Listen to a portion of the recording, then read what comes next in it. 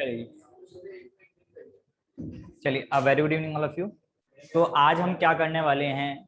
आज हम डिस्कस करने वाले हैं अपनी थर्ड बुक का फर्स्ट चैप्टर, जिसका नाम है financial statements of a company. क्या नाम है जी? Financial statements of a company. इसके बारे में जब मैं आप लोगों को कंपनी करा रहा था, हाँ बेटा पार्टनरशिप भी कर लेंगे। जब मैं आप लोगों को कंपनी करा रहा था, तब मैंने आपके साथ बीच में फाइनेंशियल स्टेटमेंट्स ऑफ कंपनी को डिस्कस किया था, और उसमें बताया था मैंने कि फाइनेंशियल स्टेटमेंट्स ऑफ कंपनी में हमें 4 चीजें बनानी होती हैं अकॉर्डिंग टू सेक्शन 2 सबसेक्शन 40।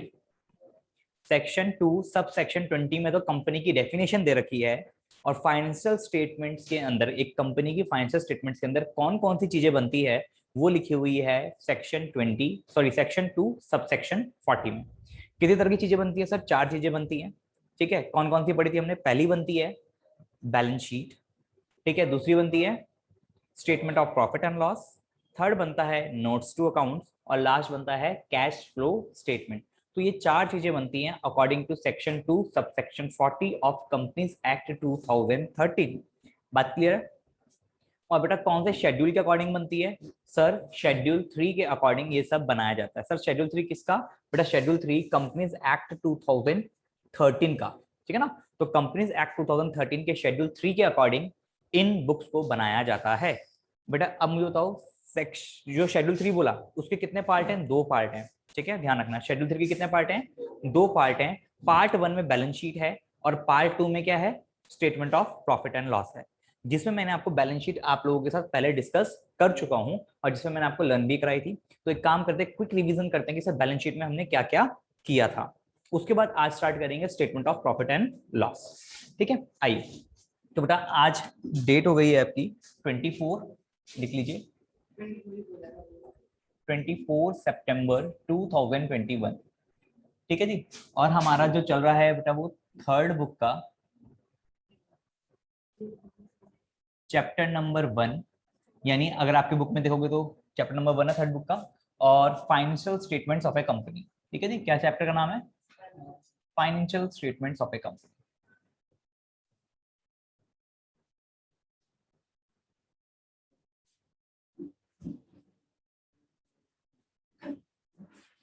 ठीक है, इसमें आप लिखोगे सेक्शन 2 सब सेक्शन 40 के अकॉर्डिंग क्या क्या चीजें बनती हैं फाइनेंशियल स्टेटमेंट्स में।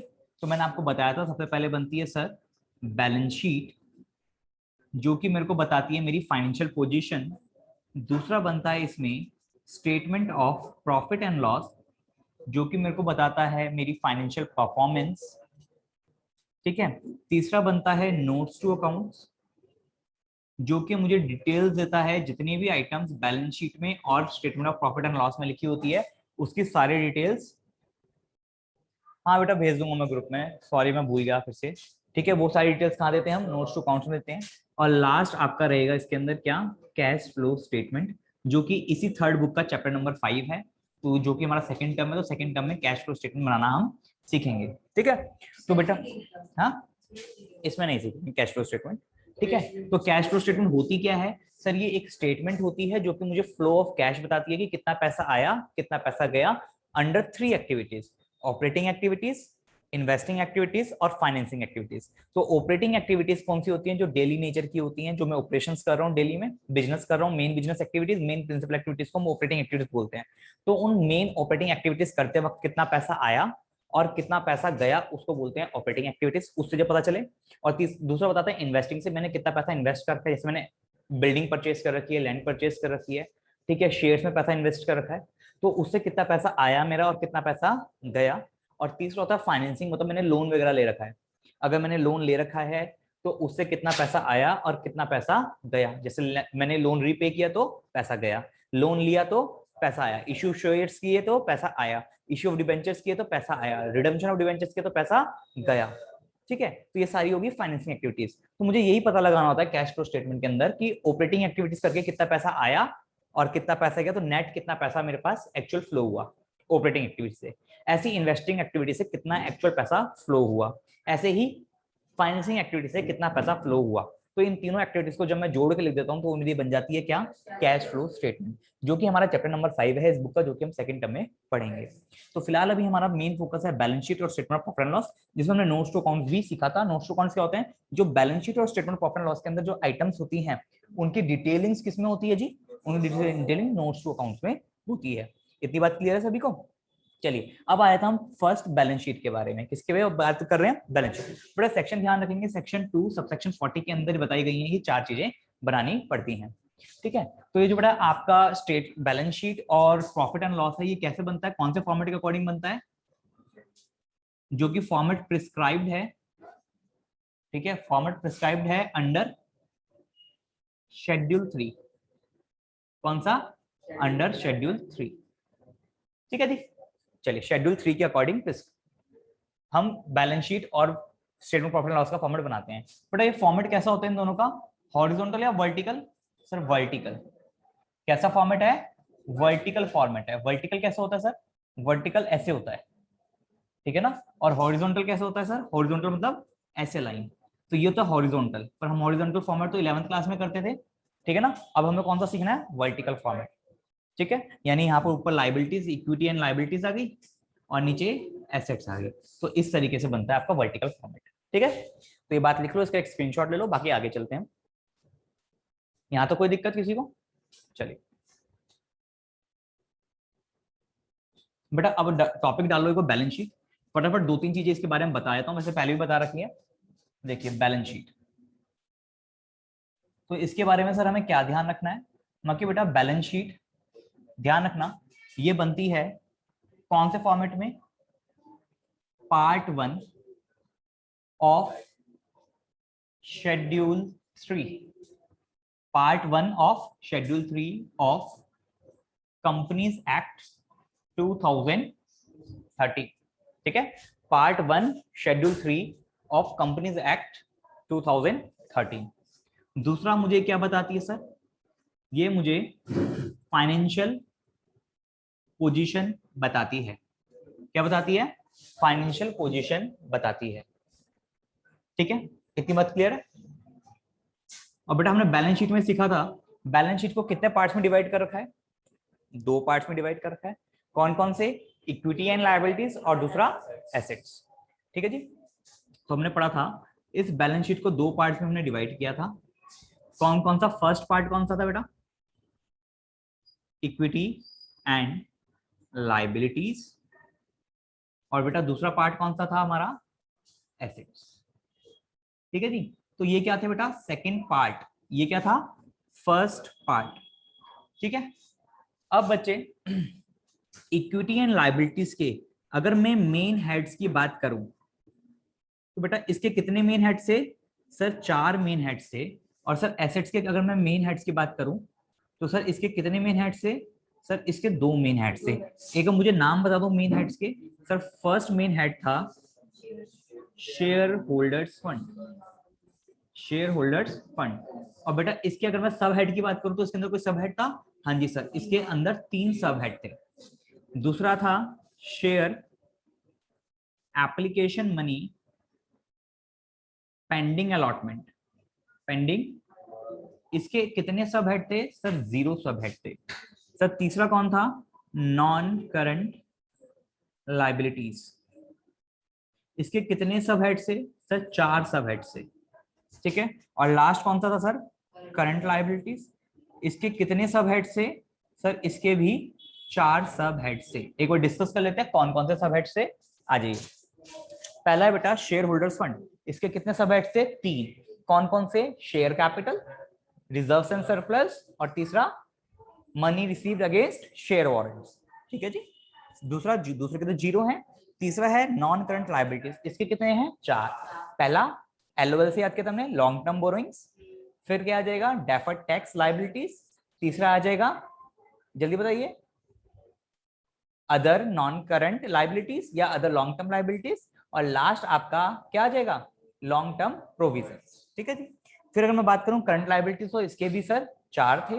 पहला था शॉर्ट टर्म बोरोइंग्स, दूसरा क्या था, ट्रेड पेबल्स, तीसरा था आपका अदर करंट लायबिलिटीज, और चौथा था आपका शॉर्ट टर्म प्रोविजंस, ठीक है जी। तो ये इस तरीके से फर्स्ट पार्ट हमारा हो गया कंप्लीट, लास्ट में लगा देते हैं टोटल। अब आ जाइए सेकंड पार्ट। तो सर सेकंड पार्ट के कितने मेन हेड्स है सर? दो। पहला था आपका नॉन करंट एसेट्स, ठीक है। इसका सर कितने सब हेड्स हैं? सर 5 सब हेड्स हैं इसके। और बेटा दूसरा था आपका करंट एसेट्स, और बेटा इसके कितने सब हेड्स हैं? सर इसके 6 सब हेड हैं, ठीक है। और नॉन करंट एसेट्स के सर जो सब हेड्स हैं उसको मैंने याद किया था F&D लो, है ना, F&D लो से। तो एफ, इसके 5 जरा सब हेड बताओ मुझे कौन कौन से होते हैं। एफ से क्या हो जाएगा? Fixed assets. सर मैंने आप लोगों को ये भी बताया था फिक्स्ड एसेट्स का नाम चेंज कर दिया गया है ना, प्रॉपर्टी प्लांट एंड इक्विपमेंट। तो फिक्स्ड एसेट्स को आज के बाद क्या बोलोगे आप? Property plant and equipment. तो एफ से हो गया फिक्स्ड एसेट्स, पर उसको भूल जाओ, उसकी जगह क्या बोलेंगे? Property plant and equipment. अगर आपसे पूछेगा सर बिल्डिंग कहाँ आता है, उसका मेन हेड बताइए और सब हेड बताइए, तो आप मेन हेड तो बता दोगे नॉन करंट एसेट्स, बट सब हेड क्या बताओगे? Property plant and equipment. Fixed assets आप नहीं बताएंगे, ठीक है। तो सर इसके अंदर भी क्या सब टू सब हेड्स हैं? बेटा इसके अंदर 4 सब टू सब हेड्स से, वो कौन कौन से थे? Tangible assets, intangible assets, capital work in progress और इंटेंजिबल एसेट अंडर डेवलपमेंट, ठीक है। तो सर एफ वाला पार्ट कंप्लीट हो गया। फिर एफ एंड डी, तो एन से क्या आ जाता है सर? Non current investments. फिर डी से आ जाता है सर डेफर्ड टैक्स एसेट्स। फिर एल से आ जाता है long term loans and advances, ठीक है जी। और लास्ट में ओ से आ जाएगा अदर नॉन करंट एसेट्स। बात क्लियर है? उसके बाद आ जाते हैं हम करंट एसेट्स। इसके कितने थे सर? 6 थे, और हमने इसको याद किया था CIT CSO से, है ना। सी से क्या था? Current investments. फिर आई से था आपका इन्वेंट्रीज। फिर टी से था ट्रेड रिसीवेबल्स। फिर सी से अगेन था cash and cash equivalents. S से था short term loans and advances. और लास्ट में ओ से था अदर करंट एसेट्स। बात क्लियर है? और फिर मैंने आपको जो नोट्स टू अकाउंट्स बताए थे उनमें इन सारी टर्म्स को क्या कर रखा था, हमने डिस्कस करा था कि किसके अंदर क्या क्या आइटम्स आती हैं, ठीक है। एक दो एग्जांपल से लेते हैं फटाफट। अगर मैं बात करूं शेयर होल्डर फंड में, सबसे पहले था शेयर कैपिटल। तो सर शेयर कैपिटल के अंदर क्या क्या आता है जरा बताओगे आप लोग? सर ऑथराइज शेयर कैपिटल आती है, ठीक है, इशू शेयर कैपिटल आती है, और सब्सक्राइब शेयर कैपिटल आती है। कॉल्स इन एरियर्स इससे माइनस हो जाते हैं। फॉरफिटेड शेयर्स इसके अंदर ऐड हो जाते हैं, ये पढ़ा था ना इसमें हमने। तो अगर आपसे पूछे कि कॉल्स इन एरियर्स कहां शो करते हैं, तो आप बोलोगे इसको वे ऑफ डिडक्शन शो करते हैं under notes to accounts from subscribed share capital से। तो इसका मेन हेड क्या हो जाएगा सर? शेयर होल्डर्स फंड हो जाएगा, किसका? कॉल्स इन एरियर्स का। ऐसे ही फॉरफिटेड शेयर्स का मेन हेड क्या हो जाएगा? शेयर होल्डर्स फंड हो जाएगा, और सब हेड हो जाएगा शेयर कैपिटल, क्योंकि नोट्स टू अकाउंट्स में उसको डिडक्ट करके दिखाते हैं कॉल्स इन एरियर्स को, और फॉरफिटेड शेयर्स को ऐड करके दिखाते हैं। बात क्लियर है? फिर दूसरा है आपका रिजर्व एंड सरप्लस। इसके आइटम्स मैंने आपको लर्न करने के लिए दिया था। इसका दूसरा है ना सब हेड रिजर्व एंड सरप्लस, उसके अंदर क्या आता है? General reserves, capital redemption reserves, debenture reserve, debenture redemption reserve, ठीक है जी। शेयर ऑप्शन आउटस्टैंडिंग प्लान, ठीक है। उसके बाद और क्या था? प्रॉफिट एंड लॉस अकाउंट का क्रेडिट बैलेंस। और कहीं आ जाए loss, profit and loss account का डेबिट बैलेंस दे दे, तो आप क्या करोगे? इसको statement of profit and loss से हम लॉस को क्या कर देते हैं? माइनस कर देते हैं। फिर सिक्योरिटी प्रीमियम रिजर्व भी इसी का पार्ट बन जाता है, ठीक है। और लास्ट वाला था आपका money received against share warrants, उसका कोई पार्ट नहीं करना। सेकंड का कोई पार्ट नहीं है। थर्ड में नॉन करंट लायबिलिटीज, उसमें सबसे पहला आता है आपका लॉन्ग टर्म बोरिंग्स। तो सर लॉन्ग टर्म बोरिंग्स में क्या होता है सर? डिबेंचर्स हो गए, बोन्स हो गए, ठीक है। और क्या होगा? जो हमने लंबे समय के लिए क्या ले रखा है? पब्लिक से पैसा उधार रखा है, यानी पब्लिक डिपॉजिट्स भी इसके अंदर आ जाएगा, ठीक है ना। पब्लिक डिपॉजिट्स आ गया। और बताओ बैंक लोन जो लंबे समय के लिए रखा है वो इसके अंदर आ जाएगा, ठीक है जी। तो ये तो होगी लॉन्ग टर्म बोरिंग। उसके बाद क्या था? डेफर्ड टैक्स, वो हमें नहीं करना है। उसके बाद था आपका क्या? Other non current liabilities. तो बता अदर लॉन्ग टर्म लाइबिलिटीज में क्या होगा? जो हमने लंबे समय के लिए, जैसे मान लीजिए हमारे क्रेडिटर्स हो गए, ठीक है, जिन्होंने कहा कि आप कोई नहीं, हमें लंबे समय बाद पैसा दे देना, 2 साल बाद दे देना, 3 साल बाद पैसा दे देना, ठीक है। बेटा कॉल्स इन एडवांस बेटा करंट लाइबिलिटी में आएगा, बेटा बताऊंगा। Calls in advance current liability में आएगा, शेयर में नहीं आएगा, ठीक है। तो वो आप हमारा किस में आ जाएगा? अदर नॉन करंट लाइबिलिटीज में आ जाएगा, ठीक है। उसके बाद हो गए लॉन्ग टर्म प्रोविजंस। बेटा लॉन्ग टर्म प्रोविजंस का मतलब होता है कि जो लंबे समय के बाद हमें पैसा पे करना पड़ेगा। ज्यादातर कब करना पड़ता है? रिटायरमेंट के टाइम पर। तो उसके लिए हमें लंबे समय के लिए क्या बनाना पड़ता है? सेविंग्स करके चलना पड़ता है। तो लॉन्ग टर्म प्रोविजंस में क्या आ जाएगा? लंबे समय में हमें क्या देना पड़ता है? ग्रेचुटी का अमाउंट देना पड़ता है। ग्रेचुटी का मतलब क्या होता है? जब एक एम्प्लॉय 60 साल की एज के बाद या जब भी उसका रिटायरमेंट का पीरियड जाता है तो उसको हम ग्रेटिट्यूड शो करने के लिए जितनी भी उसको अभी तक सैलरी दी है उसका कुछ पार्ट हम लमसम अमाउंट में उसको दे देते हैं। तो मुझे तो ग्रेजुटी मुझे लास्ट में जब रिटायर होगा जब पे करनी पड़ेगी, नहीं करनी पड़ेगी, तो उसके लिए जो मैं प्रोविजन बना करके चलता हूँ वो किस में आता है, हमारा लॉन्ग टर्म प्रोविजन में आते हैं। क्योंकि अगले साल तो हमें वो रिटायर नहीं हो रहा, अभी कम से कम 10-20 साल काम करेगा तभी तो उसको ग्रेजुटी देंगे। अब ऐसा थोड़ी 2-3 साल हमारे फर्म के साथ काम किया तो उसको ग्रेजुटी देंगे। ग्रेजुटी किस बात की, ग्रेजुटी जब दी जाती है जब कम से कम बंदे को 20 साल से ऊपर हो जाए हमारे फर्म में काम करते हुए, ठीक है। और वो जब रिटायर हो रहा हो तो उसको क्या करते हैं, हम ग्रेच्युटी शो करते हैं। तो प्रोविजन फॉर ग्रेच्युटी, तो जितने भी बड़े बड़े खर्चे हो गए, ठीक है, लीव इनकैशमेंट वगैरह, जो कि मुझे कब करना पड़ता है, जब रिटायरमेंट के टाइम पे हम पे करेंगे, तो वो हमारे लॉन्ग टर्म प्रोविजंस में आ जाते हैं, ठीक है।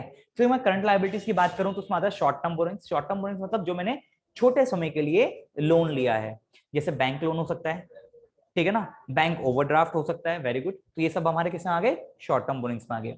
उसके बाद आता है ट्रेड पेबल्स। ट्रेड पेबल्स आप लोगों को पता है क्रेडिटर्स आते हैं और बिल्स पेबल्स आते हैं, ठीक है ना। उसके बाद अगर हम बात करें तो अदर करंट लायबिलिटीज, ये वाला पार्ट इंपॉर्टेंट है, अदर करंट लायबिलिटीज, क्योंकि इसके अंदर क्या आ जाता है, जैसे आउटस्टैंडिंग रेंट है ना, रेंट आउटस्टैंडिंग है, यानी जितने भी आउटस्टैंडिंग एक्सपेंसेस होंगे और एडवांस इनकम्स होंगी वो किसके अंदर आ जाएगी, अदर करंट लायबिलिटीज के अंदर आ जाएगी। क्योंकि ऐसी चीजें जैसे आउटस्टैंडिंग एक्सपेंसेस हो गए, एडवांस इनकम होगी, वो आप ऊपर वाले किसी भी पार्ट में क्लासीफाई नहीं कर सकते, क्योंकि वो बोरोइंग नहीं है, हमने उधार नहीं लिया, उधारी थोड़ी लिया, हमने तो उधारी सप्लाई किया था ना गुड्स, सॉरी हमने उधारी सामान खरीदा था, पैसा थोड़ी उधारी लिया था, तो वो आपका अदर में काउंट होगा। अगर हमने लोन लिया होता प्रॉपर उधारी तो वो शॉर्ट टर्म बोरिंग्स में आता। पर आउटस्टैंडिंग एक्सपेंस अभी मैंने पे करना बाकी है खर्चा, ठीक है, वो किसी पैसा उधारी थोड़ी लिया है, वो तो मैंने खर्चा किया है जो कि पे नहीं किया, तो वो मेरा आ जाएगा अदर करंट लायबिलिटीज में।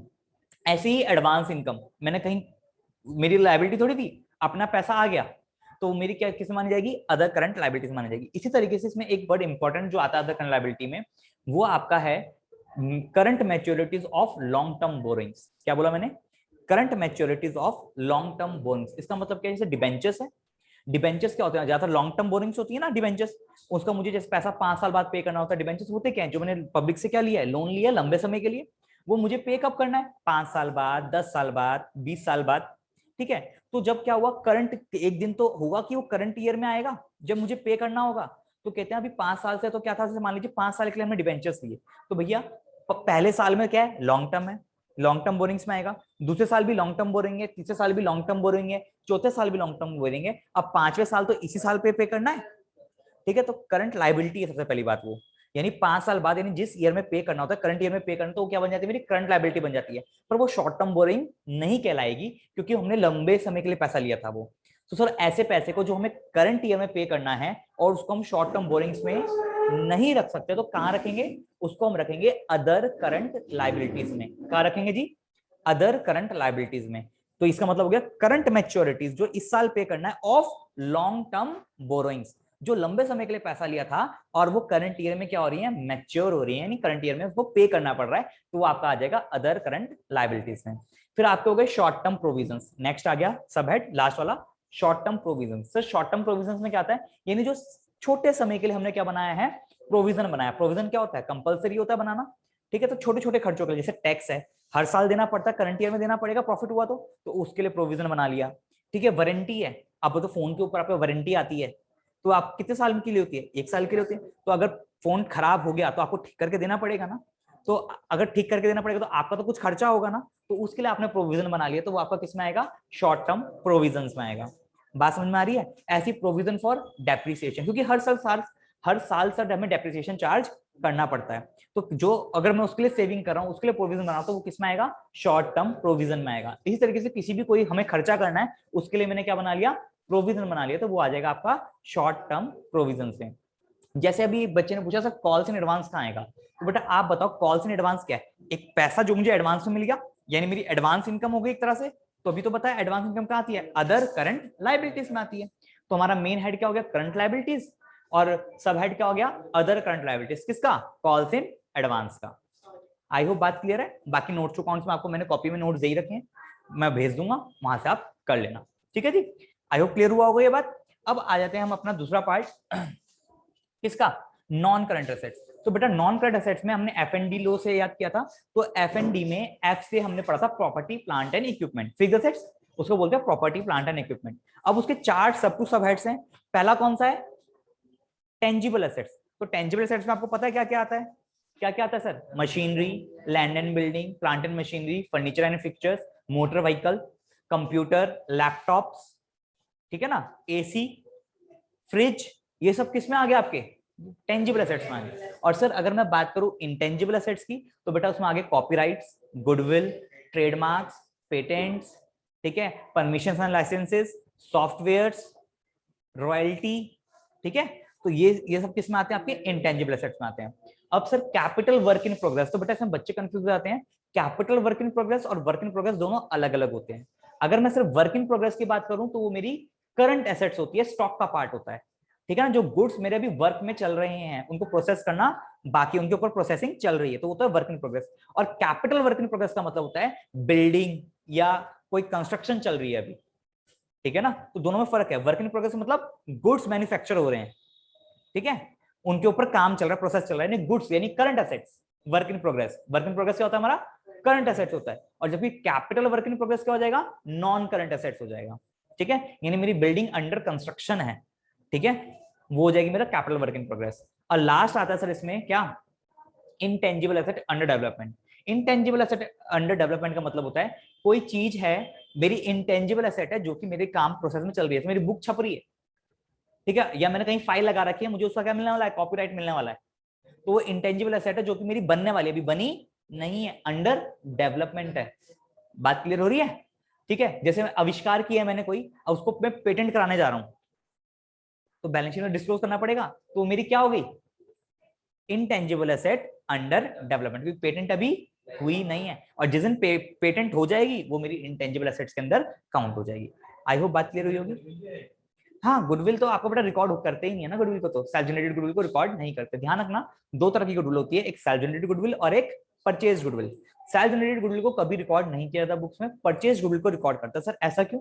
ना बेटा हम ट्रांजेक्शन को रिकॉर्ड करते हैं, और ट्रांजेक्शन का मतलब होता है लेन देन, और सेल्फ जनरेटेड गुडविल में हम किसी को भी पैसा पे नहीं कर रहे हैं, ना ही कुछ खरीद रहे हैं, तो इसलिए उसको रिकॉर्ड नहीं करते क्योंकि लेन देन नहीं हो रहा। और परचेज गुडविल में क्या होता है? हम गुडविल खरीदते हैं तो उसके बदले परचेज कंसिडरेशन देते हैं, पैसा देते हैं, तो उसके अंदर परचेज कंसिडरेशन इन्वॉल्व होती है, इसलिए उसको बुक्स में रिकॉर्ड कर सकते हैं, इसलिए उसको बुक्स में रिकॉर्ड किया जाता है। आई होप ये बात क्लियर होगी। उसके बाद हम बात करते हैं आपका FN से आ गया non current investment. Non current investment का मतलब क्या होता है? मैंने किसी और कंपनी के शेयर्स खरीद लिए लंबे समय के लिए, मैंने किसी और कंपनी के म्यूचुअल फंड्स खरीद लिए लंबे समय के लिए, मैंने शेयर्स में इन्वेस्ट कर दिया, डिबेंचर्स में इन्वेस्ट कर दिया, एफडीज में इन्वेस्ट कर दिया, ठीक है। तो मतलब लंबे समय के लिए जो पैसा मैंने बाहर वाली सिक्योरिटीज में इन्वेस्ट कर दिया, वो आपका किस में आ जाता है जी? नॉन करंट इन्वेस्टमेंट्स में आ जाता है। और इसी पैसे को इश्यू ऑफ इन्हीं पैसे को शेयर्स में, डिबेंचर्स में इन्वेस्ट किया, पर छोटे समय के लिए किया है, तो वो क्या किस में आ जाएगा? करंट इन्वेस्टमेंट्स में आ जाएगा। किस में आ जाएगा? करंट इन्वेस्टमेंट्स में आ जाएगा। फिर उसके बाद आता है डेफर्ड टैक्स एसेट्स, तो ये पार्ट तो हमें करना ही नहीं है, ठीक है। उसके बाद आता है long term loans and advances. बेटा long term loans and advances का मतलब क्या होता है? जो लंबे समय के लिए हमने बाहर वालों को लोन्स दे रखे हैं और एडवांस में पैसा दे रखा है बाहर वालों को, तो वो आपका किसके अंदर आ जाएगा? Long term loans and advances. अगर इसके एग्जांपल की बात करें तो क्या आ जाएगा long term loans and advances में?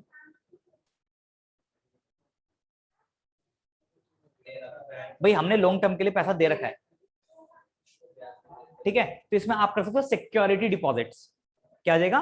Security deposit. कई बार जब हम रेंट पे कोई चीज लेते हैं, मान लीजिए मैंने ऑफिस रेंट पे लिया, तो मुझे वहां पर सिक्योरिटी डिपॉजिट देना पड़ता है नहीं देना पड़ता? कुछ पैसा सिक्योरिटी का देना पड़ता है कि मैं भागूंगा तो आप मेरा इससे पैसा काट लेना किराया। तो जो सिक्योरिटी डिपॉजिट होता है, मुझे बताओ क्या मैंने 1 महीने के लिए दिया है, 2 महीने के लिए दिया है, 1 साल के लिए, 2 साल के लिए दिया है, या जब तक मैं वहां पर हूं तब तक के लिए दिया है? जब तक मैं वहां पर हूं तब तक के लिए दिया। और बिजनेस क्या मैं वहां पर 1 महीने, 2 महीने, 1 साल, 2 साल, या लंबे समय के लिए चलाना रहा हूँ? लंबे समय के लिए चला रहा हूँ, तो मैं लंबे जब समय के लिए किराए पे लेता हूँ, मैं सिक्योरिटी डिपॉजिट देता हूँ वहां पर, तो मैंने क्या किया? एडवांस में पे किया, ठीक है ना। और किस लिए दिया? सिक्योरिटी डिपॉजिट लंबे समय के लिए दिया, तो मैंने एक तरह से एडवांस दे दिया लंबे समय के लिए, तो वो मेरा आ जाएगा long term loans and advances में। हाँ, वो वापस मिल जाएगा, जब मैं खाली करूंगा तो पैसा मुझे वापसी मिल जाएगा। पूरा पैसा देते हैं बेटा वापसी, ठीक है जी। चलिए आगे चलते हैं। उसके बाद बेटा क्या था? Other non current assets.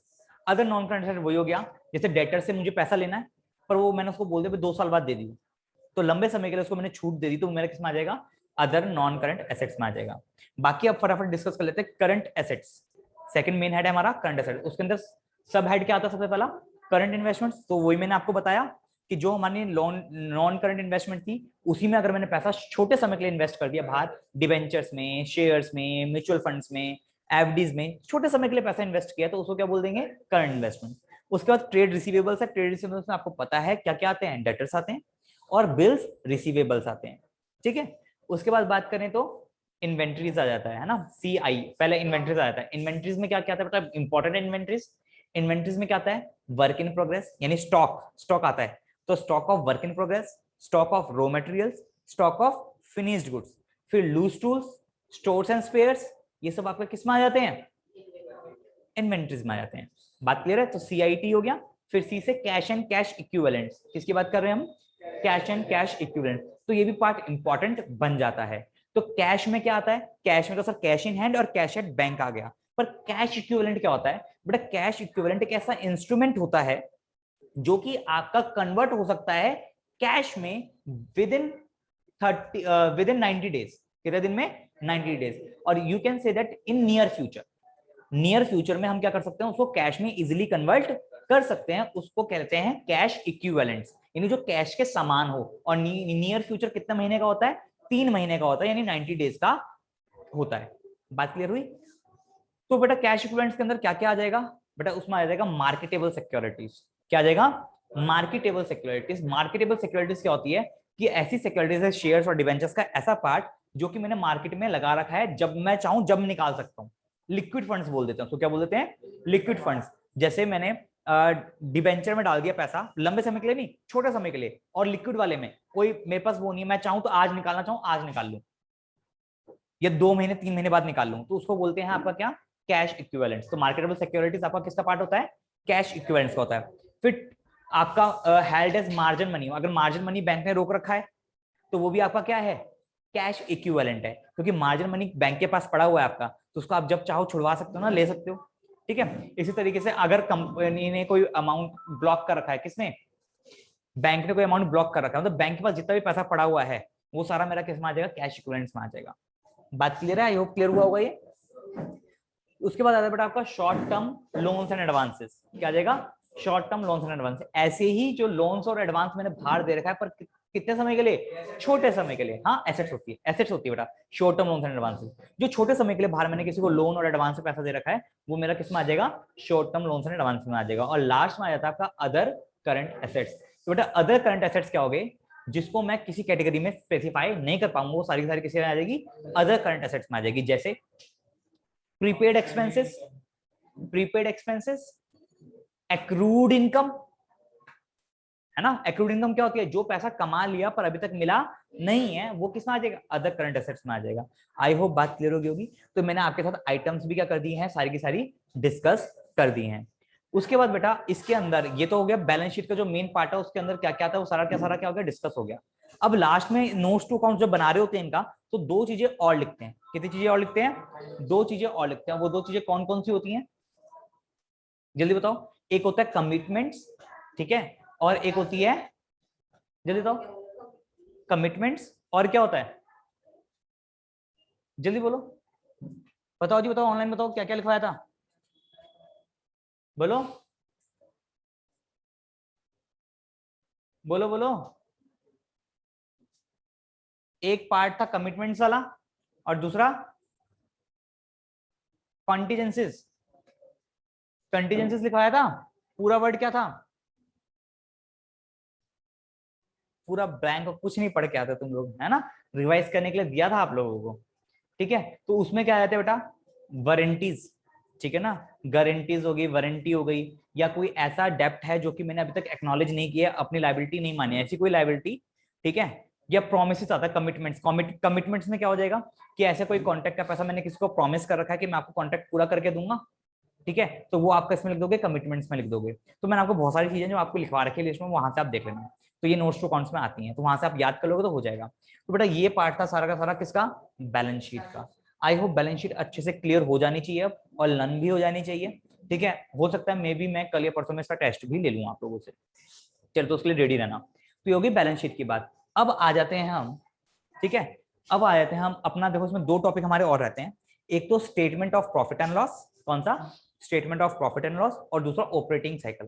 क्या बोला मैंने, ऑपरेटिंग साइकिल। तो आप मुझे अभी बताओ, अभी मैं ऑपरेटिंग साइकिल वाला पार्ट कराऊं या statement of profit and loss का फॉर्मेट बनवा दूं? Statement of profit and loss का फॉर्मेट करवा देते, फिर ऑपरेटिंग साइकिल डिस्कस कर लेंगे, ठीक है। चलिए, तो बेटा बैलेंस शीट समझ में आ गई, इसका स्क्रीनशॉट ले लिया होगा आप लोगों ने। अब डालिए statement of profit and loss. क्या डालोगे? मुझे एक बुक वगैरह है आप लोगों के पास? बुक लाया कोई?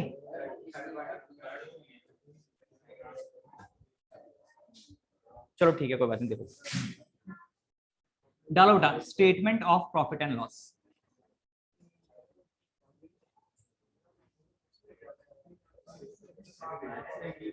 बेटा statement of profit and loss, सबसे पहली बात ये लिखो कि it is prepared according to the form prescribed in part second।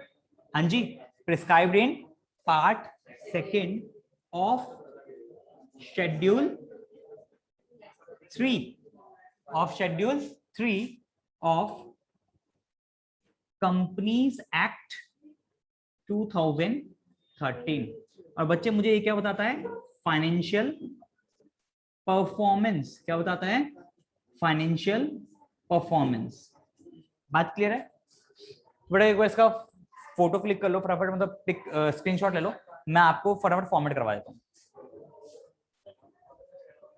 ठीक है जी। तो इधर आइए फॉर्मेट देखते हैं इसका। देखो बच्चे बहुत इजी फॉर्मेट है इसका।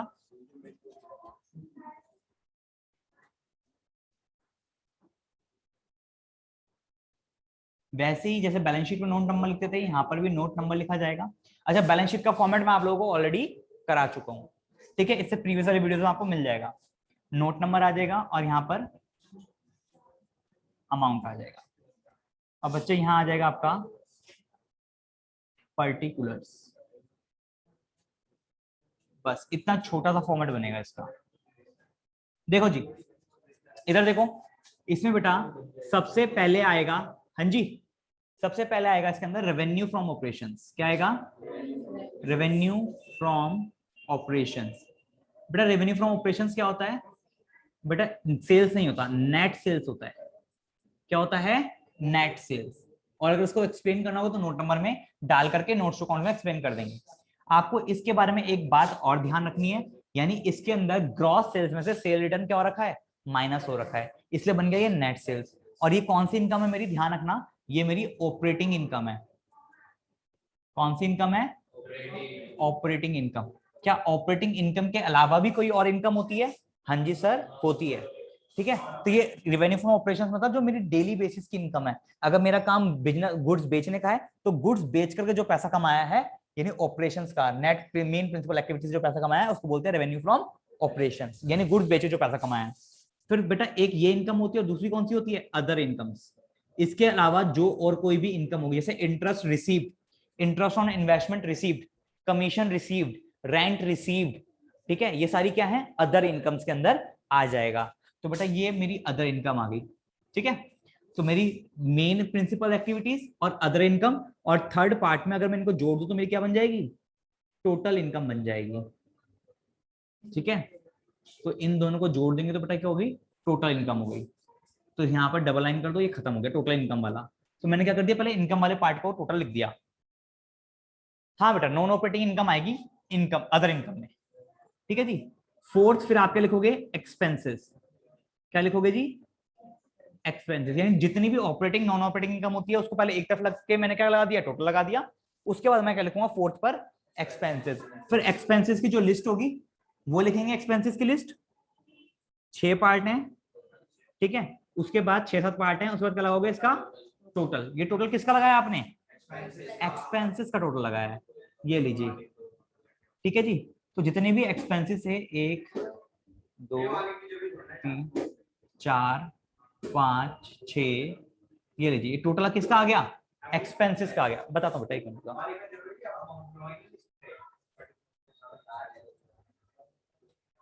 नहीं बेटा, वहीं बाहर ही लिखना है फॉर्मेट के अकॉर्डिंग, ठीक है। अब देखो, उसके बाद टोटल लगाने के बाद मतलब मेरे पास टोटल, सुनो, टोटल इनकम का भी हो गया और टोटल एक्सपेंसेस का भी हो गया। अब मैं अगर इनकम में से एक्सपेंस माइनस कर दूं तो मुझे क्या मिल जाएगा, प्रॉफिट मिल जाएगा। तो बेटा इसमें फिफ्थ पार्ट आएगा आपका नेट प्रॉफिट। क्या लिखेंगे, नेट प्रॉफिट बिफोर टैक्स।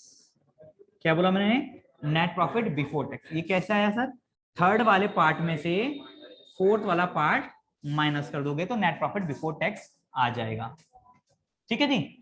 उसके बाद सर लेस क्या कर दो, सिक्स पार्ट में, वेरी गुड, लेस कर दोगे आप टैक्स वाला पार्ट। और सर जैसे ही हम टैक्स वाला पार्ट लेस करेंगे तो मेरा सिक्स सेवंथ पॉइंट निकल के आ जाएगा, नेट प्रॉफिट आफ्टर टैक्स। ये कैसा आया, फिफ्थ में से आपने सिक्स वाला पार्ट माइनस कर दिया। ये लीजिए, आपका प्रॉपर फॉर्मेट तैयार हो गया, किसका, वेरी गुड,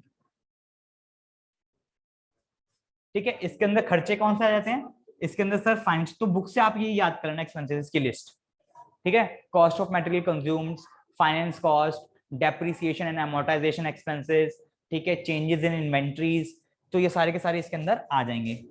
जैसे चेंजेस इन इन्वेंट्रीज, ठीक है, फिर amortization expenses, amortization and depreciation expenses,